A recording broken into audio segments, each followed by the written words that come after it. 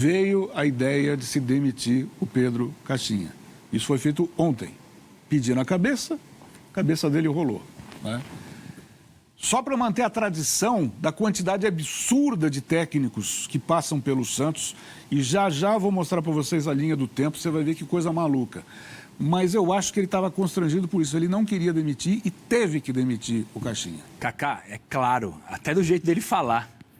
O discurso é diferente. Ele fala em humildade, que o Santos tem problemas, que não é as mil maravilhas. E daí tem a entrevista do Marcelo Teixeira falando totalmente ao contrário. Que o Santos tem que chegar em São Januário, tem que ganhar, que é um time que vai brigar. Quer dizer, o discurso entre eles já não é o mesmo. E você vê que ele está constrangido em chegar lá e falar uma coisa que ele não quer. Tá claro. Até a atitude corporal dele, de que vai falando... Vai murchando. Cara, a gente nota e vê que ele queria uma outra coisa. E veio uma ordem de cima que ele teve que fazer. De quem? Eu acredito que do Marcelo. Mas, cara, é totalmente contra o que ele pensa, cara. Totalmente contra o que ele pensa. Eu vejo o Santos, eu falei isso lá no começo, o Santos um panorama que vai brigar na parte de baixo da tabela, cara. Antes dos 3 jogos, eu falei isso. Teve as catacumbas e tudo lá... Porque, cara, você vê que estão falando um discurso diferente entre quem é o que tem a caneta e quem está no dia a dia do clube. E isso é um problema. Tá o script perfeito. Começa o campeonato mal, manda o treinador embora, vai ficar o Sampaio agora 1 jogo ou 2 jogos como interino.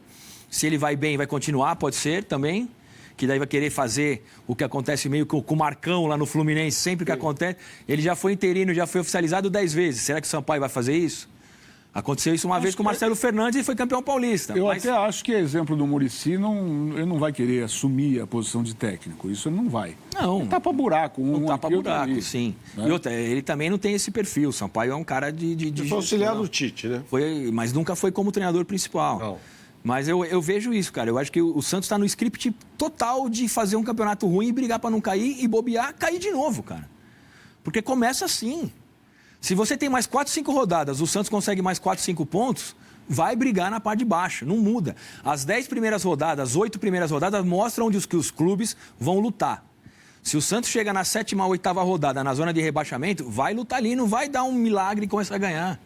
É a mesma coisa na parte de cima. Palmeiras e Flamengo estão melhorando, tá indo. Inter, vão ser os que vão brigar lá em cima, cara. Então, eu estou muito preocupado e principalmente com essa entrevista, cara, que você vê que tem uma pessoa ali falando uma coisa que ela não concorda.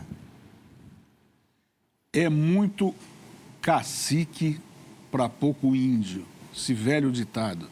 Porque você tem assim, Marcelo Teixeira aqui, aí você tem o Pedro Martins aqui, aí você tem um tal de Fabrício Vasconcelos, que é coordenador técnico, aí vem o técnico, aí vem o auxiliar do técnico, aí vem o auxiliar do técnico, e por fora de tudo isso, Honda,